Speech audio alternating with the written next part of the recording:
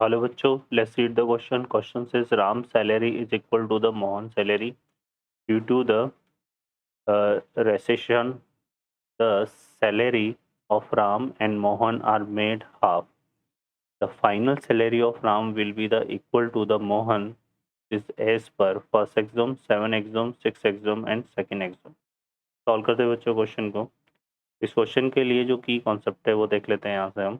की कॉन्सेप्ट, तो की कॉन्सेप्ट में हम बात करें की कॉन्सेप्ट, तो की कॉन्सेप्ट में हमारे पास यूज़ करेंगे हम क्या, यूक्लिड 7 एक्सॉम को। ठीक है, तो हम बात करेंगे यहाँ पर यूक्लिड 7th एक्सॉम। इसका जो स्टेटमेंट है वो क्या होता है बच्चों, यहाँ पर things things which are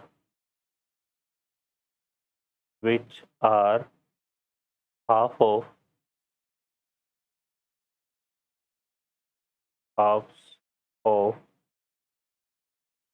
are halves of the same thing,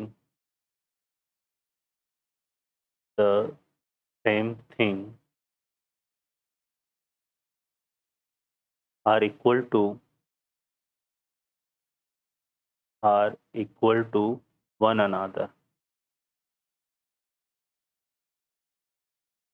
तो ये जो स्टेटमेंट है ये किसका है, 7 एक्सोम का। अब इस क्वेश्चन में अगर हम देखें यहाँ पर, तो ये कह रहा है कि राम की जो सैलरी है वो किसके इक्वल है, मोहन सैलरी के, है ना। तो यहाँ पर राम सैलरी जो है वो इक्वल है किसके, मोहन सैलरी, मोहन सैलरी के।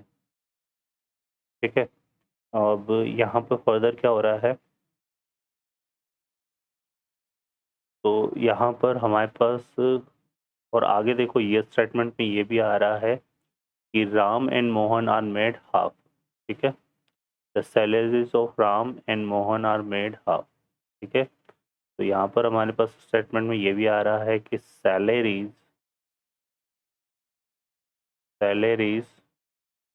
ऑफ राम एंड मोहन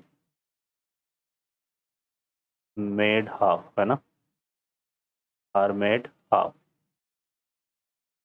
ठीक है, तो ये भी आ रहा है, क्लियर है। तो final salary Ram will be equal to the Mohan.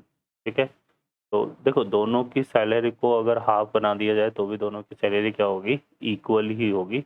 तो ये हमारे पास देखो यहाँ पर इसका स्टेटमेंट फॉलो कर रहा है, ये यूक्लिडियन 7 एग्जाम का स्टेटमेंट फॉलो कर रहा है। Then which are half of the same thing then are also equal to one another. ठीक है ना, कि किसी थिंग का अगर क्वांटिटी का हाफ कर दिया जाए सेम थिंग्स का, तो भी वो क्या होती है, एक दूसरे के इक्वल होती है। तो ये हमारा किस ऑप्शन आ जाएगा यहाँ पे, B option, 7 axiom is the correct answer.